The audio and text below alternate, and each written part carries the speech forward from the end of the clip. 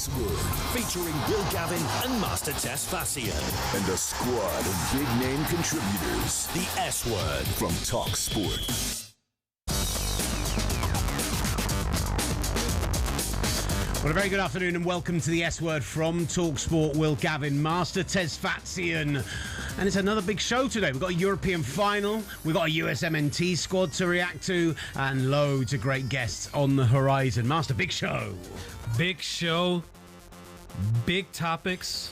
Whole lot of America, baby. Yes, it's a whole lot of America. Last night, Mauricio Pochettino announcing his 26-man squad. Surprise, surprise, the leaks were correct. We'll get into the squad itself, but we'll also talk about some of the reports of Mauricio Pochettino. We talked about yesterday, emailing players to tell them they weren't making the team. Well, he was not happy when he was questioned on that in his press conference yesterday. We've got 2 more months of this thing, and then he can finally go. That sigh means everything. The former USMNT midfielder Carl Martino will join the show. I will also be heading over to Leipzig, where talkSPORT's chief football commentator Sam Matterface will join us ahead of Crystal Palace against Rayo Vallecano. And the news broke this morning that Nuno will be staying at West Ham, despite reports this week saying he could be out of the door. We'll speak to Dan Lawless to find out more. Plus, Tom Bogert. What a show we've got coming up. Bogert bombs. He will recap. He's the one who actually broke the news about Pochettino informing the players via email. We'll get his thoughts on the U.S. men's national team, and he's also a big Knicks fan, so I'm sure he's a bit delighted in New York City right now. It's a wild place to be in this moment. All that and so much more coming on the S-Word.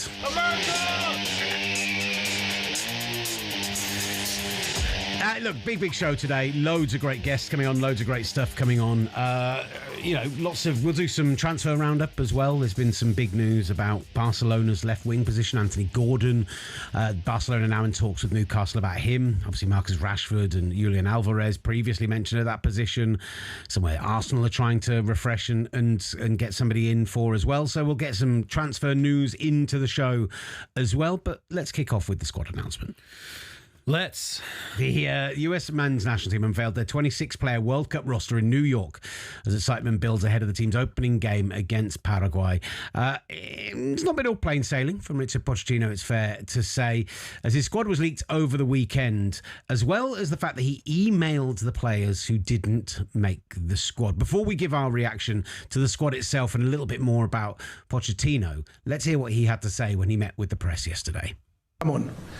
How I grew up in my country, football is about to do everything to try to be in the roster. If I don't know the roster, I need to think in like now.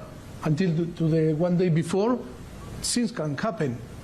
They need to be ready because maybe we can call. That is the sport. That is football, that is soccer, and we cannot change the rules. Mm-hmm. Party, please. And that doesn't mean that we don't care about because we care a lot, we don't want to say nothing to confuse the player. Because if, like when I was sacked, in different clubs, one was in Tottenham, and Daniel, the president say, I want to talk with you. What do you want to talk about me? If you sack me, you talk before to sack me. No, after. When you made the decision, I have nothing to say. I don't want to hear nothing. If I understand the player, they didn't make the roster, they don't want to hear me to say, apologize, what I care. Do you know why I care? Because during 2 weeks I didn't sleep. And today, still I cannot enjoy the 26 guys that are in front of me because I am thinking in players that are out. That is about to care. It's not to call. Because if I call, it's about myself. I say, I call, I am very human about calling and then giving explanation. Come on, that is... Whoa! Yeah, went big at the end. Mauricio Pochettino calling it, the defecation of a bull at the end and claiming that he would be only calling the players to make himself look good and to make it about him, and that the players wouldn't want them to call him with bad news, saying it's the last person they want to speak to would be me after finding out that they've left the squad. I'm sorry, but to me, that's the word that Mauricio Pochettino just used. It is a completely human thing to call somebody and deliver that bad news. And guess what? if one of these players who's left out, and we'll get into the people he's left out, if Diego Luna or Tanner Tessman or one of these guys is needed to come in before the World Cup, during that emergency call-up period, a player gets injured, suddenly having to call a guy who you didn't call to tell him he's out of the squad and be like, oh, by the way, can you come back? They're going to say yes. Of course they are. It's representing your nation in a World Cup. But I think that personal touch is so important, and it just makes you look like a terrible man manager if you don't understand that. He doesn't understand it, but he also doesn't understand the country. The thing I kept hearing in this entire clip that we just played, in my country, from my perspective, all I kept seeing was a coach that cannot see beyond himself. And that is the biggest issue with the Mauricio Pochettino era for the U.S. men's national team. He's consistently thinking about himself and talking at everyone else, whether it's the players, whether it's the fans, whether it's the country, instead of talking with us. And that's what we needed more than anything else during these last couple of years, is someone to help us, guide us, to help elevate us into the next stratosphere that we hope U.S. men's national team can go in, having the World Cup in our backyard. But instead, Pochettino is stuck in his own ways, isn't trying to understand us, and is continuing to belittle us with each step that he can and every moment that he can. And this press conference, in my own opinion, the BS that you talk about was the BS in terms of his approach. You can't act this way and expect people to buy in, period. Whether it's the players, whether it's the fans, nobody can buy in when you're not giving them the common decency of reaching out and letting them know, hey, I appreciate everything you've done. Diego Luna, you've been one of the most capped players throughout this entire World Cup tenure during this whole entire cycle. Unfortunately, you weren't able to make it. Here's the reasons why. He'd be the third most capped player in this squad if he was picked. That's not insignificant by any stretch of the imagination. Huge amount of experience. And again, we can talk about what these particular decisions mean, but it blows my mind that you have a player like Tanner Tessman who doesn't get in, who started the last 6 games for the USMNT. And I know the performances haven't been what people want, particularly in those friendlies, but you're taking a guy who's been your starting player alongside Tyler Adam in the middle, and you've just gone, not only am I not going to play you, but you're out of the squad entirely. And I just don't understand that. Even if there is the fitness concerns, as he's been shut down for the final couple weeks of the season, he's still someone you should at least bring on and see his fitness levels and see what's available, because, you know, midfield was once a position that we thought we were very deep in, and without Tessman, with Johnny Cardoso's unfortunate injury that he had at Atletico Madrid, and without Yunus Musa, who didn't make the roster either, all of a sudden, now you're looking at this midfield wondering, you know, who are all the other options? They're talking about putting Gio Reyna potentially as a defensive midfielder. Mm-hmm. Like it just, some of these equations in the midfield simply just do not make any sense to me. Gio Reyna is a wild one to me. Like, he's just not worked. No. Borussia Mönchengladbach. Like, it has been a bad transfer. He has been poor at club level for the last 18 months. It's fallen apart. You and predate beyond that. What was he? Remember he was at Nottingham Forest and that didn't work out? Like, Gio has all the talent in the world. He's only 23 years old. At Borussia Dortmund, we saw the flashes. Then he gets a loan to Nottingham Forest, feeling like he wanted to be at a bigger club. That was disastrous. Only 9 appearances there. Then he goes to Mönchengladbach, and you almost forget that he's there. 1 goal in 19 appearances since he's been there in 2025. Like, Gio is... I saw him in Nations League a couple years ago in Vegas in the final against Canada. And that first half, it was the Gio Reyna show. And he was absolutely tremendous. Then he suffered an unfortunate injury right after and was on crutches. But you continuously see the potential. You see the ability. But what good is the ability if it's not on display both in club and on the national team level as well? It's unfortunate because there's other guys that have shown the capabilities and ability, like you mentioned, Diego Luna, who's given everything he has. The Diego Luna thing's wild to me because, like, they leave both those Real Salt Lake players out, and Diego Luna and Gonzalo Zago as well. And listen, Diego Luna in particular is a guy who is still young but has been capped, say, second, third most times on this team, and is a face of the US for this World Cup. You know, we've got Knicks fans still celebrating outside of MSG after sweeping the Cavaliers, who are still celebrating 3 days later. It's not unlike the scenes outside the Emirates. And they're celebrating in front of a huge billboard featuring Diego Luna, and 5 or 6 streets up the road on floor 17, they're having this huge celebration of the 26 men picked, and Diego Luna's not in there. He's in World Cup adverts of like an imagined world where the USA are facing Brazil in the final, and the player they're focusing on is Diego Luna. He doesn't make this squad, and I think that, okay, you shouldn't pick somebody because they're the face of the team. You shouldn't pick somebody because they are a talisman. For so many years, as English fans, we complained about people being picked on reputation instead of on form and quality.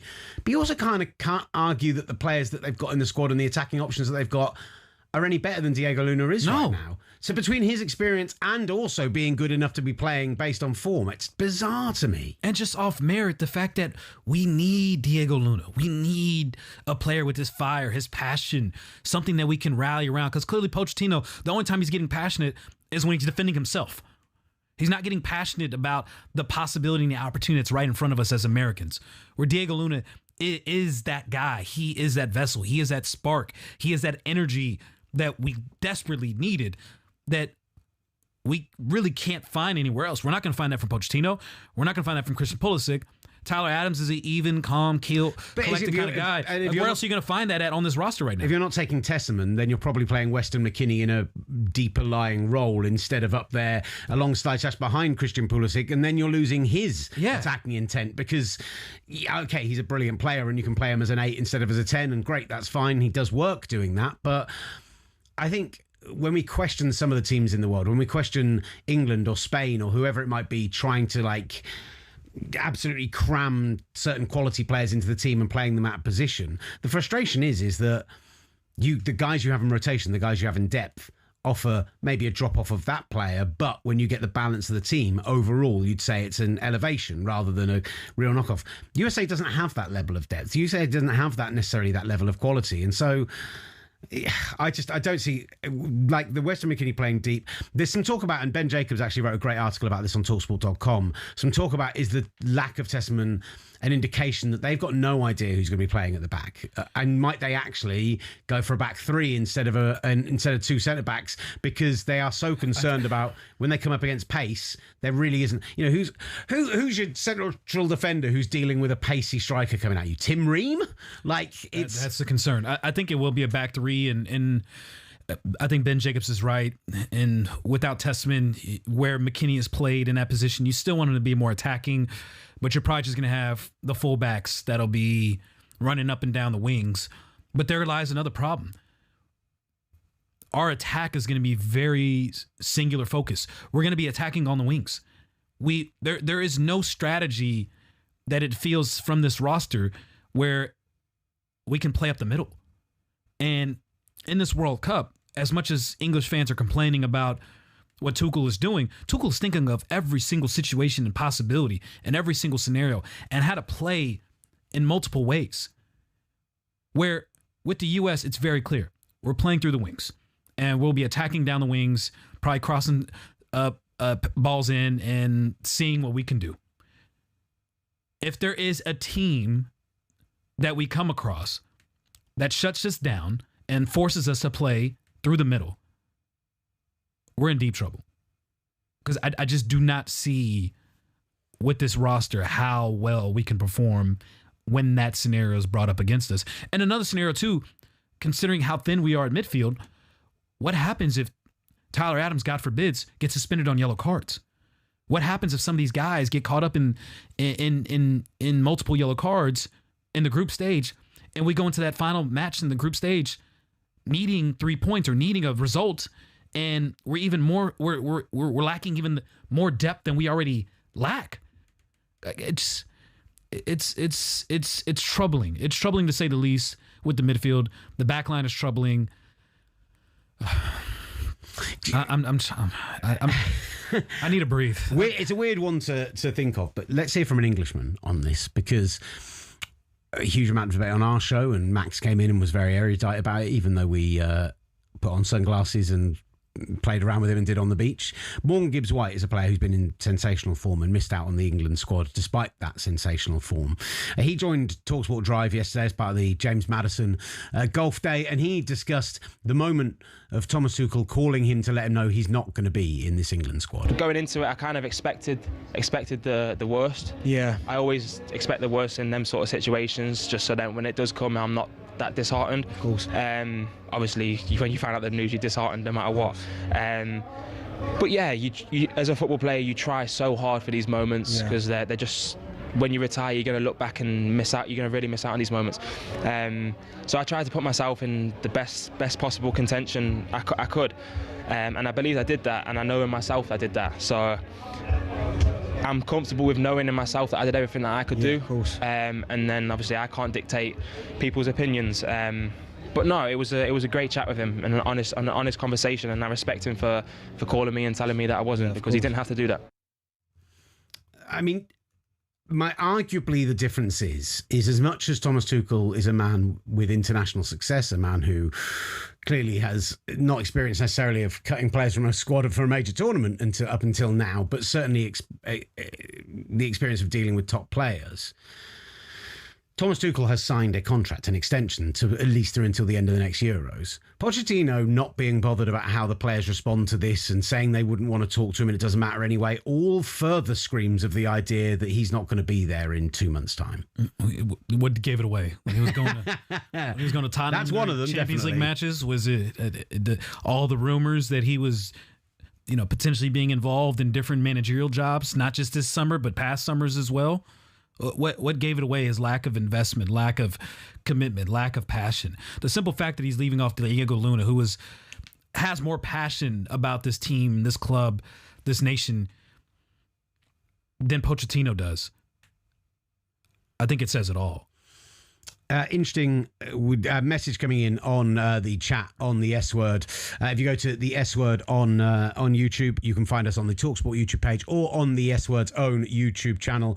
Message coming in from Joseph saying, "Morning boys from Los Angeles. If you put Luna and Tessman in the team, who are you taking out?" I'm not even saying necessarily in the team, I'm saying on the plane. Well, in fact, just so you know, we've got some great guests coming up today because we're going to be speaking with a former US MNT midfielder nonetheless, and we are going to be talking with one of the best men to cover the game. Carl Martino will join us as well as the US MNT and MLS insider Tom Bogert as well. So we're going to have more conversation about this coming up a little bit later in the show. To answer that question, though, Gio Reyna, yeah, I think you could take him off, and we have 10 defenders on this roster, so let's be honest. Like it as questionable as some of these center backs are that we're talking about here. They're clearly is you can make an argument of taking one of those off for Tessman and for Diego Luna. So I think there's two easy solves right there in terms of being able to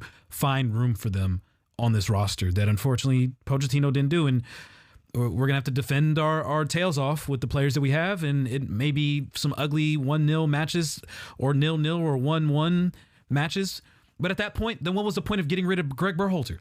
Because that was the biggest complaint we had as Americans, was Berhalter played a boring style of play, but it got results. Essentially, that's what we're begging for that now. We are hoping that we could get Greg Berhalter style results in this World Cup. 1-0 to the USA, 1-0. You're desperate for it. we brought in Pochettino to have a more open style, free flowing, attacking style, being on the front foot style of play, and I don't think we're going to get that. Sorry, I misspoke then. 0-0 to the USA, 0-0. That's what you were desperate for before. Fly, Eagles, fly. Listen. We've got loads to get into. We will cover this more off with Tom Bogert and with Carl Martino later in the show. We're also going to get the latest ahead of the Conference League final. Sam Matterface will join us from out in Leipzig as Crystal Palace face off with Rayo Vallecano. And up next, we reported on a story earlier this week that Nuno Espirito Santo was out of the door already. Well, it appears there has been a U-turn in East London. Why has that happened? Dan Lawless will join us up next here on the S Word. Around here, we only use the F word. talkSPORT presents The S Word.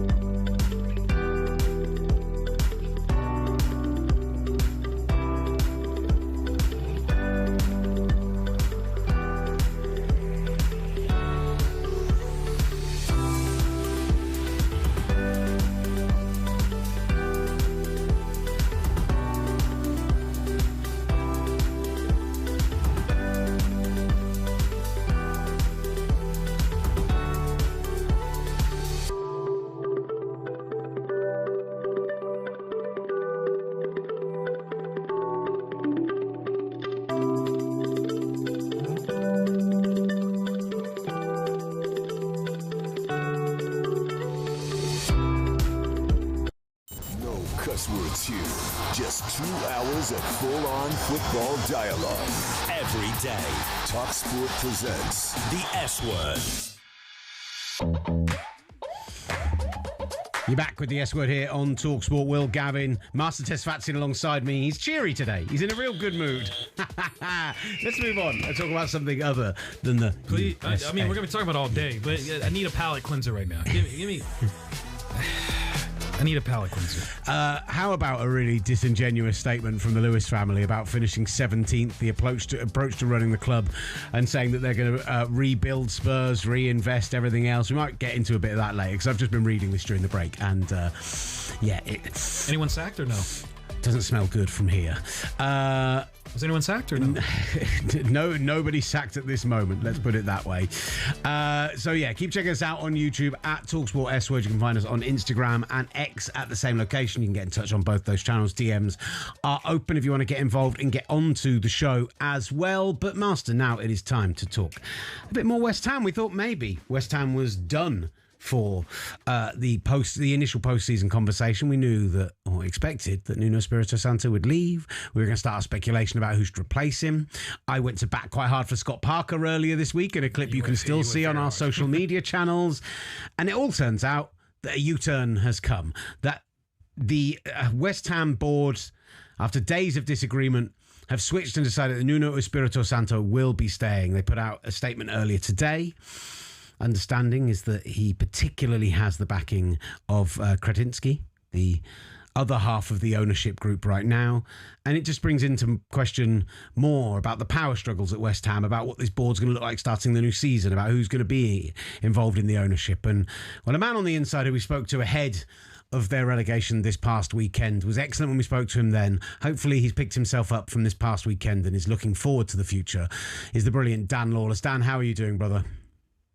Yeah, not too bad, not too bad. Slowly getting over it.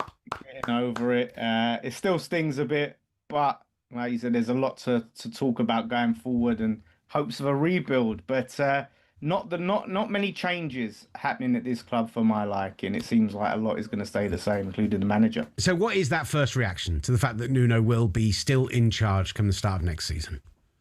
So my immediate reaction was disappointment because, I'd lost all faith in Nuno. After the Newcastle game, that was the final straw, when he decided to play a formation that we never win in, a defensive formation, that back five, in a game that we had to win against a team that near enough always beats teams who play a back five. I'd lost all faith in him, and I was hoping for a fresh start. So there was disappointment. On the other hand, I'm glad that we have made a decision and we're not going to drag out the future of Nuno and then the whole circus around who we're going to appoint and do interviews. We haven't got time. So a quick decision. Now we can move forward and sort out the squad. And the fact, like you alluded to, there is division in the boardroom. It's reported that Sullivan wanted to keep Nuno. So anytime Sullivan loses a battle at this club, I'm in favour, and hopefully it's a sign of him losing a little bit of power to Kretinsky. But overall, we're still a mess, whoever it is. But Nuno's got a long way to go to win back a lot of these fans and convince us that he's the right man for the job. Explain to me this whole board chaos of who's jockeying for control. Like for someone that's not aware of the West Ham ownership, what is going on up top? What is the control or the powers that be that ultimately led to this U-turn decision? What's going on up top? Yeah, so Sullivan's been the majority shareholder of the club. He bought us with David Gold, who passed away. Now his family own his shares. They've slowly sort of reduced the amount of shares they own. We had Kretinsky, the Czech billionaire, come in and buy some of those shares, and increase his shareholding over time to the point where he's going to be equal power to David Sullivan.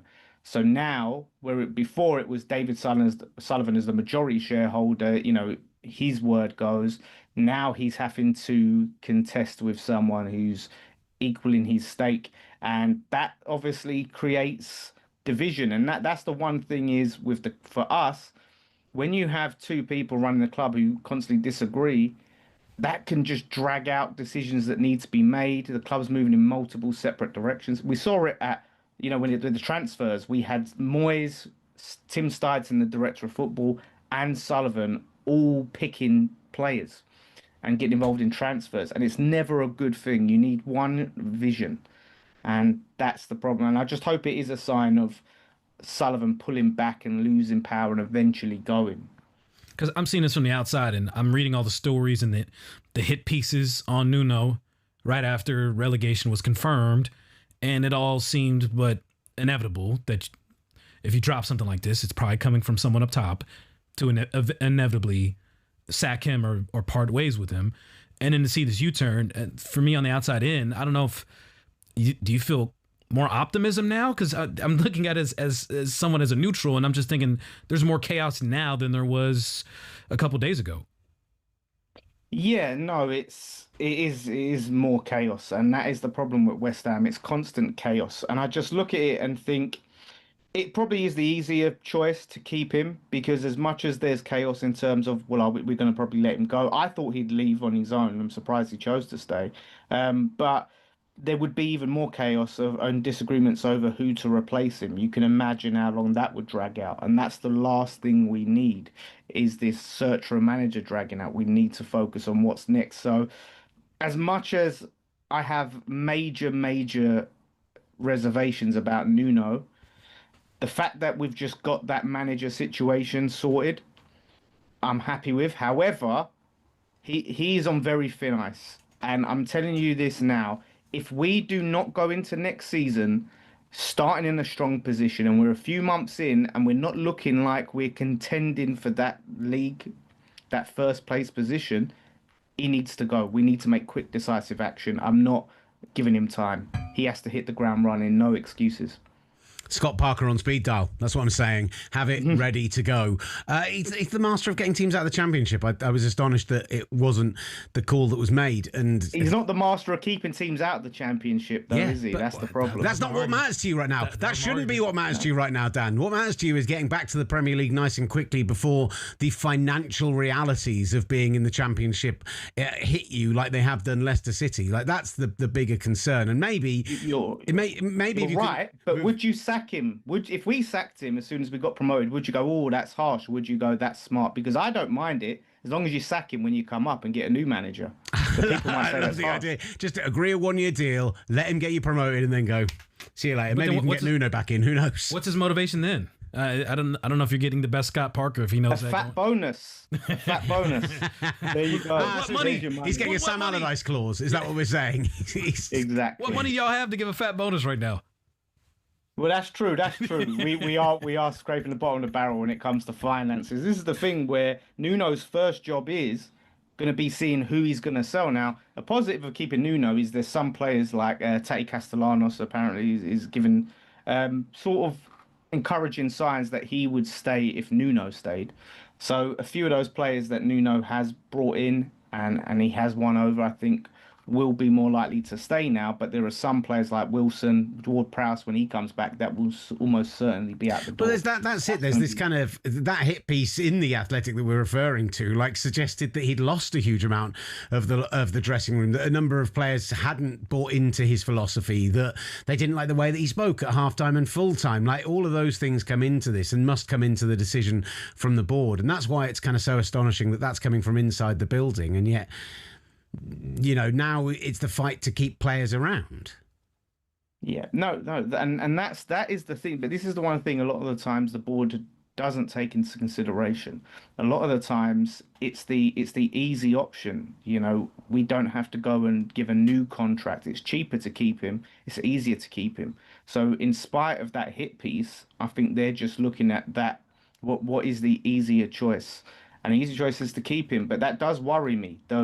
A lot of those things about his man management skills and just general conduct, you know, in halftime. If that is true, obviously I take all of this with a grain of salt, but it's not good signs. So for him, now he's got a pre-season.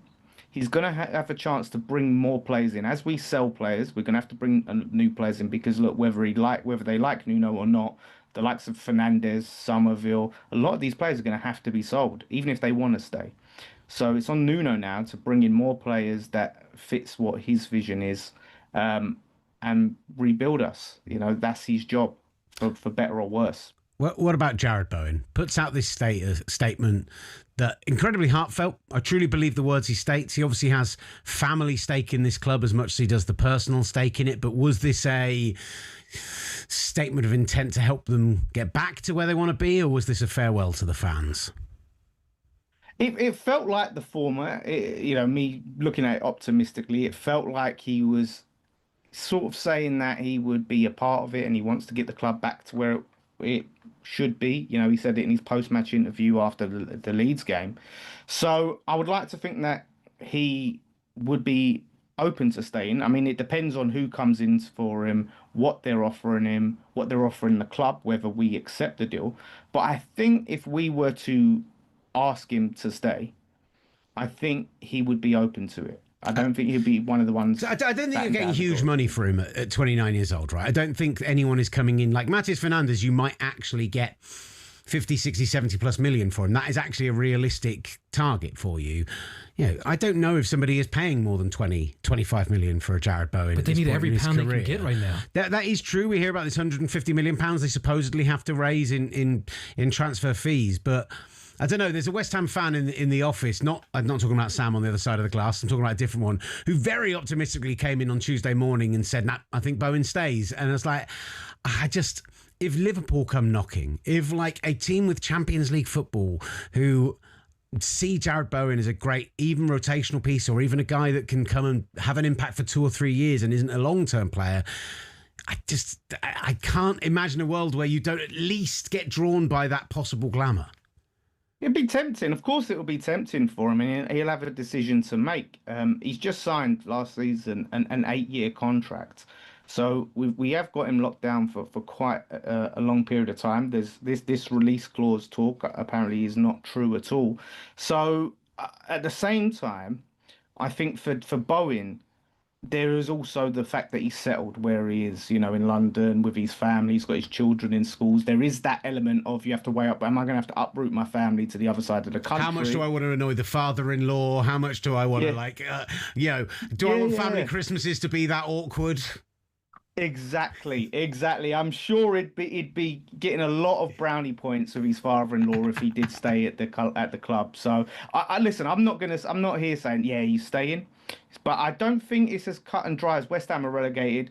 Liverpool come in. Bowen's like, here's a transfer request. Get me out of there. I think for West Ham, sell everyone else that needs to be sold, that are pushing to be sold. These assets like Fernandes, you probably want to keep like Somerville. Raise as much money as you can, see what's left, and then say to Bowen, look, if he's got that relegation clause where his wages are halved, go, listen, we'll give you a bump in wages, what we've saved off these lot, or a bonus or something like that if we get back up, and help us get back to the Premier. And if he can see a club really trying to do the best they can and be ambitious to get back up, maybe goes, one season, I'll do it, and I'll be a legend and a hero at this club. That's a lot of players that you're selling, and all of a sudden you're in the championship, which is an absolute grind, and you need players to replace them. I mean, who are you bringing in? Are we talking Jamie Vardy type of players? Like, who are you trying to bring in? Would you want Jamie Vardy? No, listen. I think we need to initially look at players that are on the fringe, Premier League quality players that maybe are on the fringes of their clubs that aren't getting starts week in, week out. Maybe you can approach some loans. The likes of Nonto, I've said before, at Leeds, who is a quality player, but he's not. He's on the bench, and maybe you can say to Leeds, look, we'll give you some money for this guy that's on your bench, or we'll loan him with a option to buy, all of that sort of stuff. Like those caliber of players that you think they're probably too good to be in the Championship, and then maybe look at some of the other clubs that you're competing with, like, because we're the biggest club in the Championship, right? So maybe if you go to Middlesbroughs and Wrexham's, or all these players and take some of their top players, and that'll be tempting. It'll be tempting for a lot of these players, I think, to play for West Ham. So that's what we need Wrexham to got money. I'm less convinced by that. I'm not going to lie, Dan. Money. I think some of these people are in a much better financial situation than y'all are. Yeah, but no, at the end of the day, we're still West Ham. I know it sounds mad to say, but to a Championship player, you're playing at Wrexham, right? You know, okay, you've got put all the Hollywood aside, right? Or you know, you're playing for them, or you're playing for Middlesbrough, but you can go and play for West Ham. You know, I don't like the stadium. We've got big stadium. I was going to say, but you're selling the Hollywood of West Ham while you hate the stadium and the ownership are a mess, and you've just been relegated. Like maybe people look at that and go, poison chalice. No, maybe. Listen, I hate the stadium, but to football players, they just look, oh, big stadium, 60,000. And at the same time, they probably look at us. If we keep a Bowen, like say we make a statement, like first you have to make a statement, and we keep a Jared Bowen, you go, this is a club that's serious about getting to the Premier League. Like if I sign for that club, I've got a bigger chance of going back up than I have staying at the club I'm at. Like that's probably the be all and end all to a football player in the Championship. How much am I getting paid, and what are my chances of going up and getting promoted? And if we can make the right statements, they might look at Nuno. Listen, I've got little faith left in Nuno, but Nuno is, you know, an experienced Premier League manager. They probably look at that and go, they've got the Premier League manager there. They've got Premier League players. I'm going to go with them, and I'll probably be a Premier League player next year. Are you excited to face Millwall again? What's that? Are you excited to face Millwall? Oh, Millwall, I'm excited. That is the one thing I would say, like, having your proper derby. Because listen, like, if Spurs got relegated, you would laugh. But if it was like 20 years, 50 years since you played them, eventually you would miss the derby. Like, and I miss the derby. Like, he doesn't want it for 1 year. This guy's an Arsenal fan who wanted Spurs to stay up because he didn't want to miss the derby. So it was a win regardless. I'm not gonna lie. Yeah, like it's gonna have some edge to it. Hopefully, it's not gonna be like the last time we played and it doesn't get out of hand. But at the same time, it's going to be an exciting game, I think, to look forward to. So that's a little plus point of going down. Dan, really appreciate your time. Thank you so much. Some light at the end of the tunnel. Some real positivity from Dan, I have to say there. Shockingly. Like, nice to hear a little bit of that, even if we're maybe not fully on board. But he's more positive about West Ham than about US men's national team. That much is true. Yeah, we need some beam of positivity in the show today because there is some the vibes in this room. It's sunny outside. We're going to go for beers. It's going to be a great time. I thought we were doing it tomorrow. Yeah, maybe. We'll see. Maybe we'll do both. Who knows? Still to come on the show, we are going to talk some more USMNT because we have former USMNT midfielder Carl Martino during the show. But up next, we turn our attention to the action in the Conference League final. Your favourite tournament. Hey, it's a huge deal for Rayo Vallecano, for Crystal Palace, a chance at European glory. It's live on talkSPORT tonight, and our lead commentator will join us up next. From kickoff to the full-time whistle, talkSPORT presents the S Word.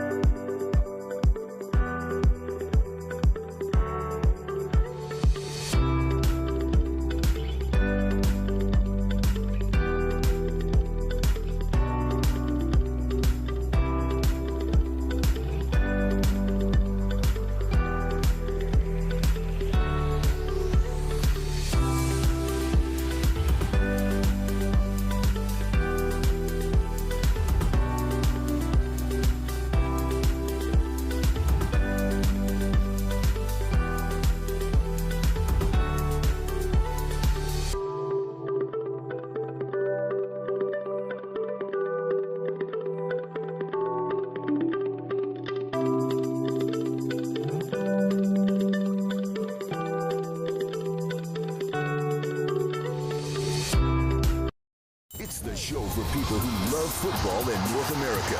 And I mean the proper kind, where you only use your feet. The S Word from talkSPORT.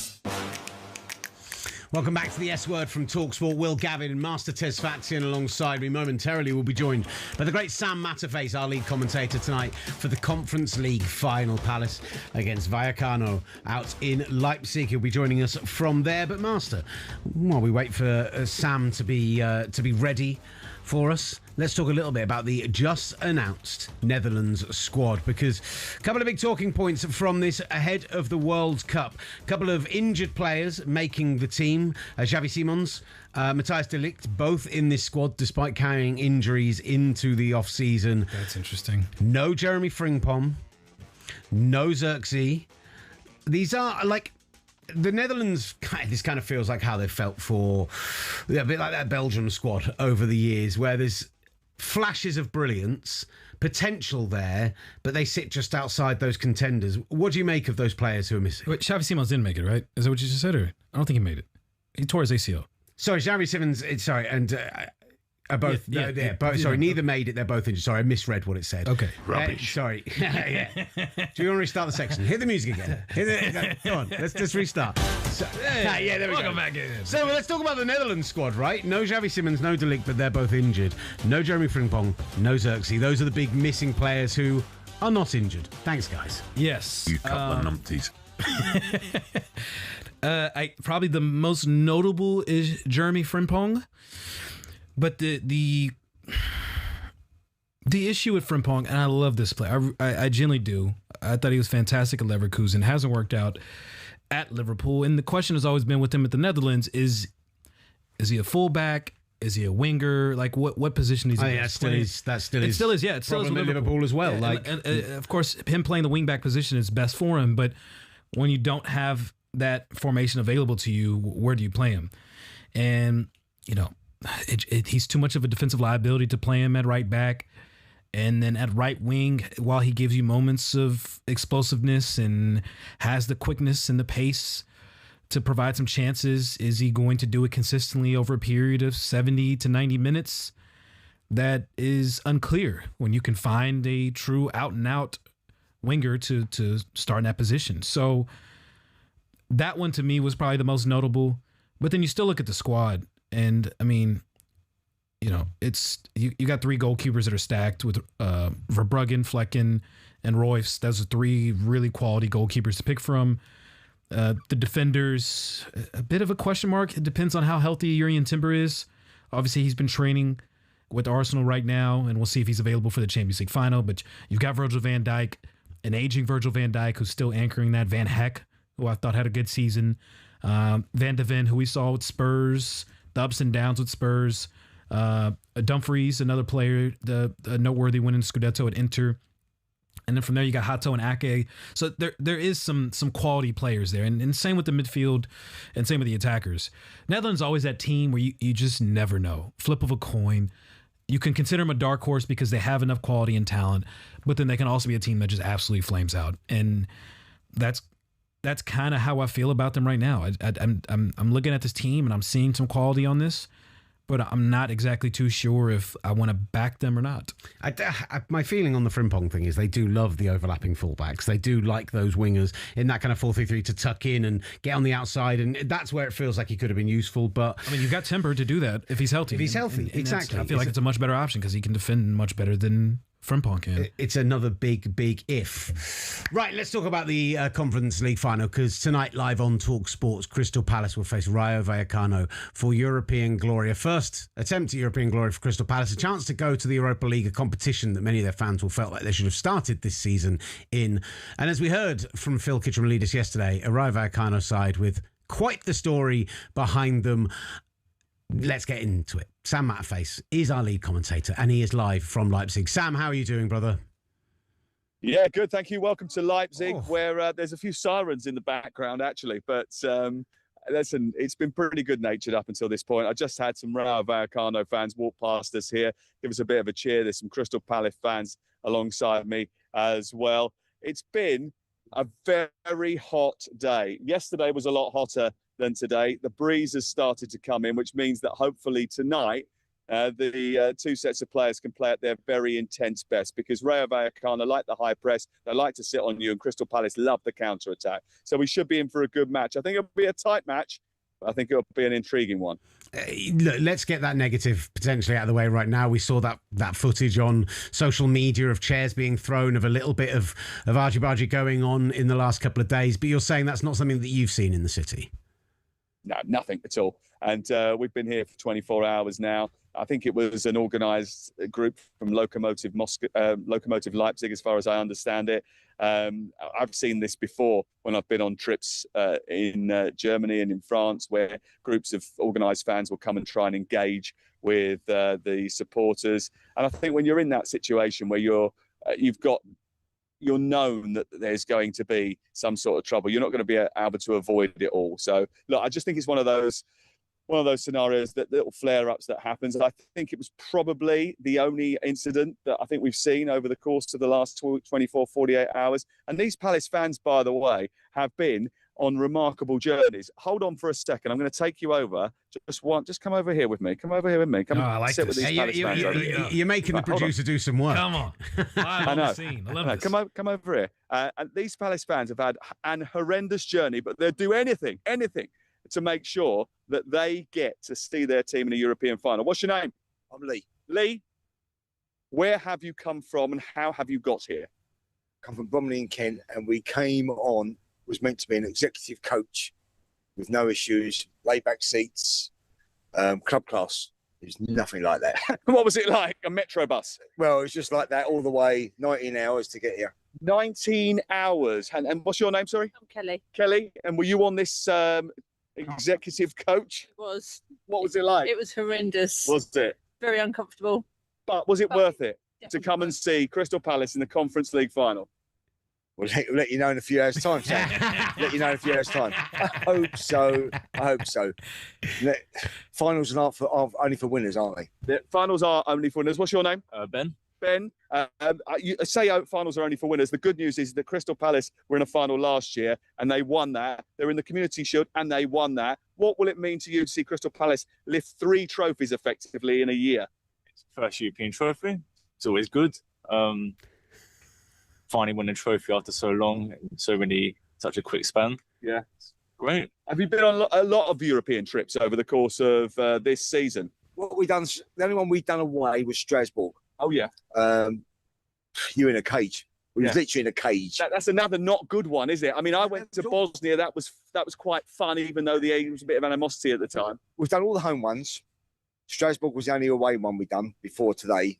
It seemed like in hindsight it was a bad choice, because the ticket prices are really cheap to follow your club abroad. Yeah. I mean, I think Strasbourg was about £13. Yeah. But you're literally just in a cage. It was awful, and you come out, you're treated like cats. But today's going to be great. I hope so. We've got good seats. We've got the best seats that we could afford on the side. It's going to be good. It's going to be a tough game. And Wharton's fit, which is good news, we think. He hasn't declared that, has he? We've got a little bit of information on that. I think he's been a bit coy, Glasner, with Wharton and Richards. Yes, I don't think Richards is going to be fit. Not for the full 90. Okay. But I think he played coy. Glasner's last game. It's gonna end in how it should be, shouldn't it? Embrace it. Get down to that square, enjoy yourself, have a couple of beers, enjoy yourself for the rest of the day, because Crystal Palace are in their first ever European final. It's live on talkSPORT tonight. We kick off at 7 o'clock. Adrian's in the stadium with Alan Pardew. I'll be there as well. We're commentating from 8. It could go the whole distance and we'll follow it right to the bitter end.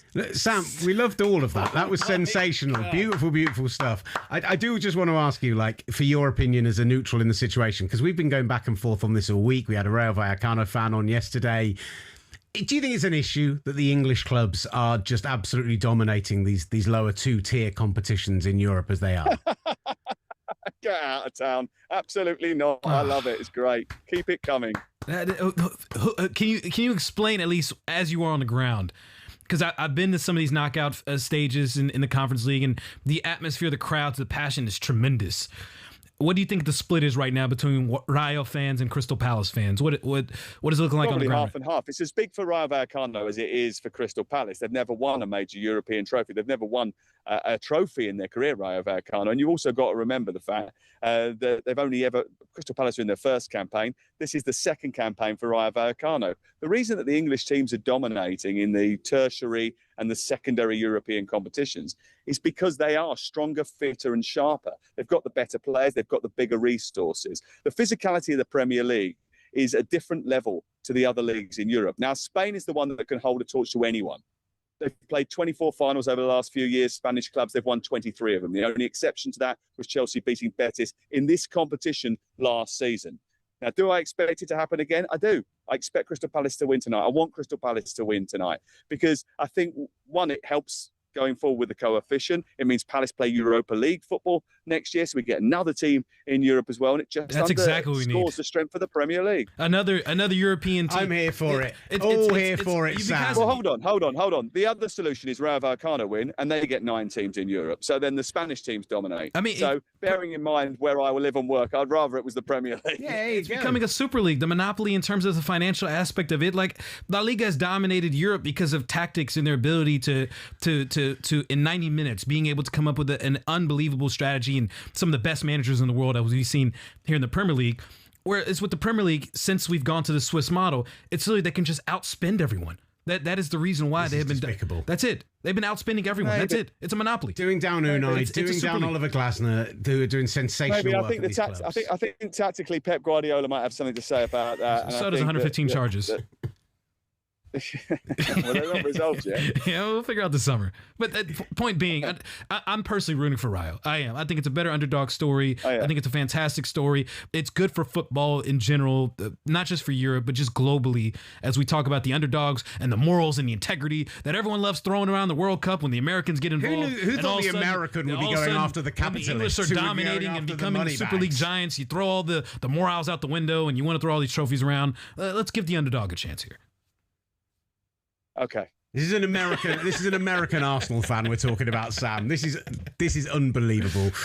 Sam, look, listen, I can't wait to get to the World Cup. As you well know, I think I'm there in this time next week. I'll be there in the United States of America, getting ready for England's 2 warm-up games, which I'm very much looking forward to. I can't wait. And I tell you what, I wonder if an underdog will win that, or whether it will be one of the big spending, most established nations that go on and lift it. We'll find out, because every single game is live on talkSPORT.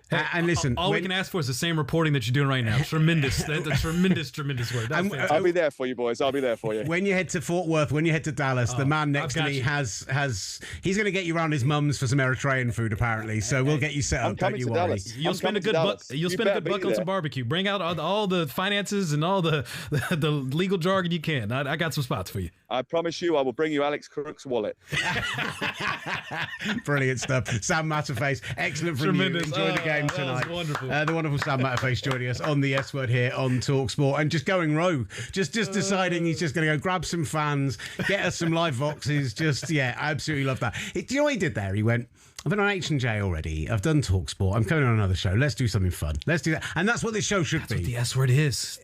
Let's have fun. We're supposed to celebrate the game. Let's celebrate with the fans. With that being said, we're going to talk more about the USMNT up next, because Carl Martino joins the show. It's just immediately going to bring Master back down.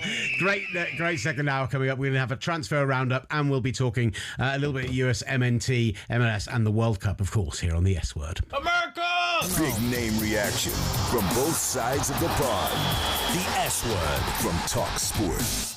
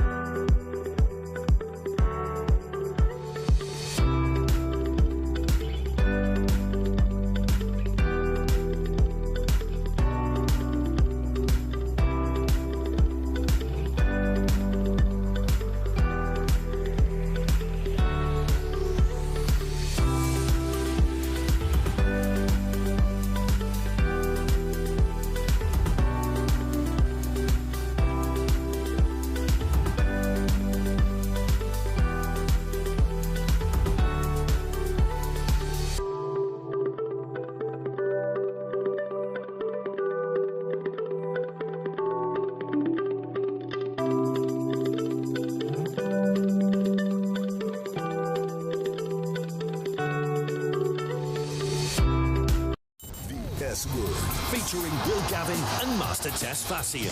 And a squad of big-name contributors. The S-Word from talkSPORT. Well, it's the big show. The big show is show tonight. The mighty S-Word here on talkSPORT YouTube, on the S-Word YouTube channel, and across all those wonderful social medias that you're seeing to Master's left right now, Instagram, X, and of course on YouTube as well. Get involved in the chat on any of the topics we'll be discussing today. We are just waiting on our next guest. Hour 2 is going to hit like a big choke slam. Yeah, I mean, are you ready for it? Are you ready for it? That's the question. Ready for the big bad show tonight. So coming up momentarily, we'll be speaking with, we've just had Sam Matfett on, who was brilliant. Tom Bogert will join us, MLS and US MNT insider. We're going to have a transfer roundup. Enzo Fernandez, Anthony Gordon, Julian Alvarez, also the latest on Elliot Anderson, all potentially on the move. And then later this hour, Carl Martino will join us, the former US MNT midfielder. Look, so much talk about that US MNT crowd. Did Sam do anything into convincing you that, you know, we shouldn't be so worried about the English dominance in the European competitions, considering Spain did it for so many years? You were overselling this idea they did it just tactically, as if they weren't a league who were able to flex two their teams financial muscle. Sevilla, I love this reasoning. At least he was honest. It's good for England. It's good for him. That's and also Sevilla did it with the same manager who did it with Aston Villa. So it's got to give them different some ball props games for financially. what they do. La Liga's never had, outside of two clubs, the financial capacity and the rights that the money that they get from international rights as the Premier League does. So when Southampton, who was relegated last year, is making more money than most domestic champions do in Europe, I mean, I'm sorry. It's not a fair fight. There's a case to be made that relegated Premier League sides could make a deep run in the Conference League due to the simple fact of how much money they have at their disposal and the squads they can build with that. I'm not so convinced when it comes to the teams relegated from the Premier League this year. But then, Dan Lawless, our wonderful Burnley fan, a wonderful West Ham fan, felt differently. I mean, they could attract the top tier players. I mean, they did win the Conference League, so I'm throwing it out there again. I'm not knocking Crystal Palace. I love Crystal Palace. What a great organization, great club. It stands for so much that I personally can align with. And I wish them nothing but the best tonight. And if they win, it'd be a tremendous story of a great way to cap the Glasner era, getting into Europa League, winning 3 trophies in a year. Tremendous, tremendous story. But I'm not buying it as the underdog story that everyone wants to make it out to be, as they tend to do with English clubs that have all this money at their disposal. Let's talk transfers, because some big moves on the horizon. You want to keep talking money? People trying to get, absolutely, but people trying to get stuff done pre-World Cup, because if you don't get it done pre-World Cup, that money can only go up and up and up with a bunch of these players we're going to talk about. And let's start off with an exclusive from talkSPORT's Ben Jacobs today, that Enzo Fernandez wants to leave Chelsea this summer, signed for just a little north of £100 million off the back of winning the last World Cup. Of course, the Chelsea vice-captain is no longer looking to agree to a new deal and will explore his options, having seemingly waved goodbye to the fans following Chelsea's loss to Sunderland on the final game of the season. There is talk about Real Madrid as a possible landing spot for him. Javier Pastor has been in contact with the club. They are still in the move for the likes of Rodri as well, desperate to try and reinforce their midfield. I think the first interesting thing here is that, okay, Chelsea's squad is ridiculous and bloated as anything could be, but you'd think that someone like Xabi Alonso coming in, his first thing should be trying to lock down those leaders, those stars, those guys who he thinks he can build a team around. And I'd argue Enzo Fernandez is that kind of player. And yet apparently Xabi Alonso coming in, not enough for Fernandez. He wants European football. I mean, even before Xabi Alonso was announced, Enzo Fernandez was in Madrid probably more than he was in London, spending time with Real Madrid players. It's very clear Enzo wants out. Either whether he wants to play Champions League or he wants to be in a culture that best fits him and suits him, whether that is with Real Madrid. Fights on the training field, shade thrown on social media, presidential campaigns, Jose Mourinho. It's not like, I just don't see the appeal of going to a Real Madrid right now. For him, going to Spain, being at arguably the biggest club in the world, regardless of how chaotic it can be, how worse of a chaos can it be for him? I mean, he goes to Real Madrid and there's chaos. Would you rather be at Real Madrid with chaos and Champions League in the biggest club in the world, or would you rather be at chaos at Chelsea? I don't think it's a net neutral situation. I could see how a player like Enzo would want to go to Real Madrid. Also with Man City, Enzo Maresca's there. Probably the biggest concern is seeing what happens with these 115 charges if that does come down this summer, which all the speculation seems to be, as it has been the last couple of years, that maybe we're finally coming to a resolution here and that there could be a ruling happening this summer. So that remains to be seen. But it's clear Enzo wants out. He's had enough of Chelsea. He's made that pretty much very clear in his actions. And now with Ben Jacobs' report, it's all but confirmed. And I don't think there's anything Xabi Alonso can do to save that. And more so, I don't know who else could be leaving. I mean, could Cole Palmer be next? Well, supposedly there's two untouchable players. That's the claim. And they are Cole Palmer and João Pedro. Those are the two players they want to build this team around. They're the two players that they've told people absolutely not. Barcelona have been in for João Pedro. We're hearing Barcelona linked to absolutely everybody, like they're the early days of Man City or the Roman Abramovich Chelsea, where it's just like as if they had money to throw around. With what money? Very much know that Barcelona don't right now. They're linked with Julian Alvarez, who we'll mention. They are linked for with 100 million. With Anthony what money? Gordon for what 70 plus million is the conversation. They are being talked about as a possible landing place for João Pedro, although they don't want to sell him. You'd imagine that would cost you upwards of £100 million. What on earth? Unless you're talking about Barcelona moving on from one of their superstar players and one of their young superstars who they can recoup money for, basically Lamine Yamal, then they're never going to be able to raise the funds. Like Rashford, this point. Rashford is just the player that makes sense for them because he's going to be available cheaper. He's been there already. There's a deal in place which they're now trying to renegotiate. Like, I honestly, this feels like, you said this to me earlier, this feels like a big old PR exercise from those in Catalan. In a similar way, we used to always see Manchester United always attached to transfer news, and that was a way to drum up interest from agents and sources trying to bring an appeal. If Man United is involved, then other teams would jump on board, even if it was accurate or not. Barcelona's name keeps getting thrown in these situations, and I think it truly is coming from Barcelona because, hey, we went for the best players possible in the summer window to try and improve our attack, but we decided that Marcus Rashford was our best option. Supposedly they have actually talked to Newcastle. Like, that is a conversation that has been had, which is an advance on everything else, which is just speculation that they might be interested, and yet still feels disingenuous because I don't understand where £70 million is coming from. I mean, we saw the similar situation with Nico Williams last year and all the hoops and parameters they had to go through and issues of registering players straight up before the deadline of the summer transfer window. It's a disastrous situation that Barcelona's been in for the last couple of years now. But it will soon end because now they're finally back in their stadium. Surely it's not at full capacity yet, but once the upper deck is filled out and they finally put the roof over that thing, you're talking about over 100,000 people every single home match, the amount of revenue that will generate, their financial situation will improve.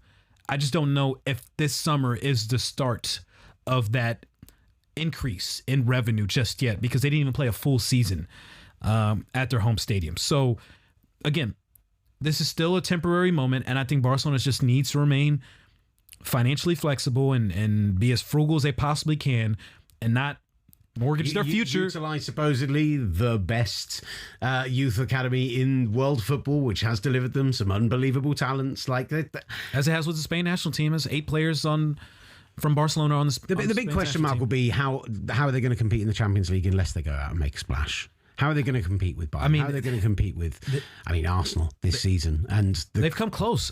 They've been close. With not this year, but last year against Inter, that incredible second leg that we saw that, if some of those shots, instead of hitting the post or the crossbar and some incredible saves, if those go in, we're looking at Barcelona being in that final last year. So they're on the cusp of making a deep run and potentially making it to a Champions League final. It's just, I think more so tactically, they're playing with that high line and they're playing with fire, doing that high line. And it's a make or break situation when you're playing that kind of style of play that, truth be told, in Europe, the best managers will exploit that. as they have, and that's why Barcelona, unfortunately, has not found themselves in a Champions League final, or hasn't won the Champions League in quite some time. So, but they at least have enough players through their academy to see this through. I don't think Gordon makes sense there. Anthony Gordon at Bayern Munich. I know English fans have a hard time wrapping their heads around when Harry Kane went there and then Elise went there and now Anthony Gordon going there and the Vincent Kompany effect of all these players going there. But if Anthony Gordon goes to Bayern Munich, I mean, that could be a very dangerous addition to their squad. And suddenly that could be a move that could get them into the Champions League final and potentially winning the Champions League again. They have a very established three, right? With Luis Diaz, with Harry Kane, with Michael Elise. Like, it's a lot of money, 70 million plus, 75 million plus, to spend on a player who you're bringing in for some, versatility across your front three, your front four. And Anthony Gordon has played as a 10 and he's played off the right as well. He's done all of that. I feel like he's a player who, in that Bayern side, he's going to have to press. They're the highest pressing side in Europe this season. He's going to have to be closing down. He's going to have to be doing a huge amount of work. I just don't see him usurping Luis Diaz after the season he's had, and so it just feels like a huge sum of money to go and spend on a player. But maybe I'm just not being realistic about the modern transfer market. Maybe to bring in a guy who is a rotational player who you're playing 50% of your games, you have to go and spend 70 million on. Yeah, it's just, if you want to compete in these both in both the Bundesliga and the Champions League, which obviously say what you want about the Bundesliga and Bayern Munich's dominance that they have in this, but having an Anthony Gordon and Luis Diaz gives you different options and flexibility and competition at the position. Who knows, coming off the World Cup with all these matches and games that all these world-class and international stars have had to play, you almost need to be too deep at every position. And a club like Bayern Munich clearly sees that and identifies that. I just hope this doesn't take away from the fact that they also need to find improvements defensively as well. Because as much as you enjoy that first look against PSG, defensively, there were some lapses that Bayern Munich had that had they had some better pieces there with the very aggressive attack press that they have, maybe they'd be in the Champions League final right now in Budapest instead of PSG. So there's other areas in which Bayern Munich can improve, and I can understand the logic of people saying, should they spend that money elsewhere? But I think Bayern Munich will find a way to address that as well. Let's talk about Julian Alvarez while we're here as well, because Atletico Madrid drop on the final day of the season out of the top three into fourth position. He apparently not happy with his lot there, wants to find work elsewhere. We saw that, Champions League semi-finalist, but a team who consistently, when you talk about what La Liga is, what the top two teams there are, they are a team who outperform what they can do from a financial perspective. If Julian Alvarez is looking to take a step up to a team looking to compete, then there's not a huge number of landing spots for him. Again, Barcelona have been one that's mentioned. Again, I don't see where the money is. Are Arsenal throwing the kind of money around that's going to bring Julian Alvarez back to the Premier League? I'm not sure. Yesterday, I teased a potential move that I thought Arsenal should make in the summer. And then upon further review, which is why I had to let this thing cook in the oven, despite having record amount of revenue, they still have to make the permanent transfer move for Piero Nkapie, which I believe will cost them, £52 million. And they've got a couple sales that they already have, but they're a bit more restricted financially unless they sell someone like a Martin Odegaard or a Kai Havertz. Do you think that Martin Odegaard fetches a big fee? I think he still can. Yeah, he feels like the player. I have to say, it feels the player on your squad out of anyone who is somebody is going to move on. As much as he's had a few good games over the kind of the final stretch of the season, I think most fans will look at him and say, if there's someone we can lose from this starting lineup, it's him. I think Odegaard is an option to look at. I think Gabriel Martinelli is another one as well on the left wing. He's been a bit of a reserve here in the run-in with Leandro Trossard starting on the left wing. So I can't imagine someone like him, is happy in that role and wants to play more minutes and wants to be in a starting 11 somewhere in Europe. So I think those two guys provide options to give more financial flexibility to make a run for a Julian Alvarez or someone else. Or Bradley Barcola has been another name that Arsenal's been rumored to be involved with as well, potentially on the left wing. So it's last summer they went with the idea of Berta wanted depth, and they chose to spend the money prioritizing depth, despite Arteta's desire for a Benjamin Sesko or an even Alexander Isak, who I wanted. And it worked out. They won a Premier League trophy during the Champions League final. And look, they spent as much as they spent on depth. They still spent 250 million euros. This wasn't a team that that underspent. They went big, but they signed 5 or 6 players for that instead of going out and getting like Julian Ramver. They're talking about 130 million euros. That's the kind of price tag they're slapping on it. And that's where it becomes a bit dicey. If they sell an Odegaard or Martinelli, I could see that working out. But then you still have to replace Odegaard with someone else. And yes, they have Eze. You bring back Ethan Nwaneri, who was on a loan spell in Marseille, which is a club in chaos. I feel bad for him. Is that someone you play there? At the, someone that can play in the 10 spot? Do you bring in someone else? Is there a cheap midfielder that you can find that can spell for Eze? That's the juggling act that they have to figure out. But thankfully, they have the depth to figure this out, and hopefully they can find the financial flexibility to make a big splash. I think the thing for me with Arsenal is I still think of them, and maybe I need to adjust my thinking on this. I still think of them as being not the team that go and make that splashy signing, not the team that go, here's 100 to 150 million to go and get the best player available. They did with Declan Rice. They did do it with Declan Rice. That was the one example, and that's an excellent example. But even so, it was like, there's still part of me that's like, it felt like, we signed the London lad from the Premier League who already had those ties. Like it was like we did the big transfer, we did the big safe transfer. Yeah, like he's the guy next door. Yeah. It's as safe as that could have been, right? Yeah. How much would winning the Champions League, do you think, change Arsenal's approach to how they do transfers if they were on Saturday to get past PSG? I mean, you go from the hunter to the hunted. That would be the difference. Being the defending Premier League champions and defending champions of Europe, you're going to have a target on your back every single match. But does it also say to players, this is a place you want to be more so 100%. Than just... Beyond just the trophies and stuff. I mean, you see Mikel Arteta, you see the fans, you see the support. How could you not, if you were a player or even an agent, pick up the phone call and see what Arsenal is talking about this summer and try to find a way to be a part of this? Because, as I said before, this is a window that is open for Arsenal for the next 5 years. Why would you not want to be a part of this when you're seeing, the way the Invincibles are treated and all the legend of Arsenal? When you win trophies here, it reverberates and it lasts throughout your entire career where you were pretty much set for life. Why would you not want to be a part of that? Yeah, we're going to go from the Invincibles to the Insufferable if you win on Saturday. That's going to be Unforgettables, as Thierry Henry said. Yeah, there we go.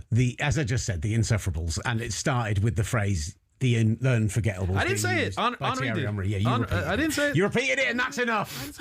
I repeat a lot of things Thierry Henry says. We are going to discuss that more as this week goes on. Don't you worry. We've managed to keep it quiet up until this point, but we are approaching a Champions League final on Saturday, so we will be breaking that down as the week continues. We're going to be going on America for the rest of this hour, though, as Tim Bogut joins us and the former US MNT midfielder Carl Martino coming up here on talkSPORT's S Word. From the touchline to the terraces, talkSPORT presents the S Word.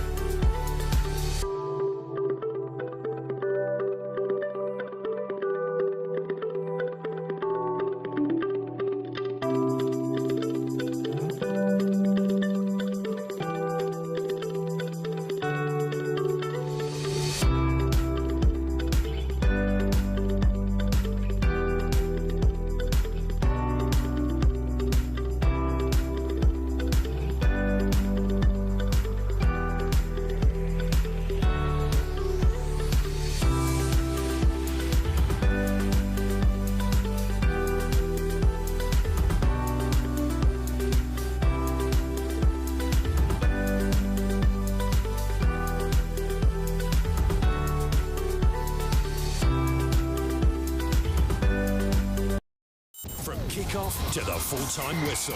Don't say the S word. Say the F word. Football.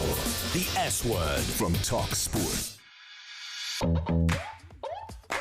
Welcome back to the S Word with talkSPORT. You can find us on the talkSPORT YouTube channel or on our very own S Word YouTube channel. Head there and subscribe now for the very best content from the show. No Petey Pablo, Gabs? We are going to be here every day, Monday to Friday, up until the World Cup. And then during the World Cup, 8 a.m. Eastern, 7 days a week, delivering you top-tier analysis, great guests, all the way through until the final and hopefully beyond. I'm Will Gavin, Master Tesfazian alongside me. Master, we've had a fun last kind of 45 minutes or so. Are you feeling a little bit more buoyed than the way you started? I thought that's why I was teaching Gabs about Petey Pablo and the North Carolina Raise Up USA version. I need that in my life. All right, for this hour. And I'm having to teach the kids, the youths out here, about proper Southern hip hop. So when I hear that Petey Pablo, hopefully we'll before the show ends, my morale will be lifted. But our next guest as well will help, hopefully, lift my morale. I like the idea that you say that because he's talking on a topic that really didn't lift your morale to start the show. Absolutely not. No, he didn't. Again, I'm trying.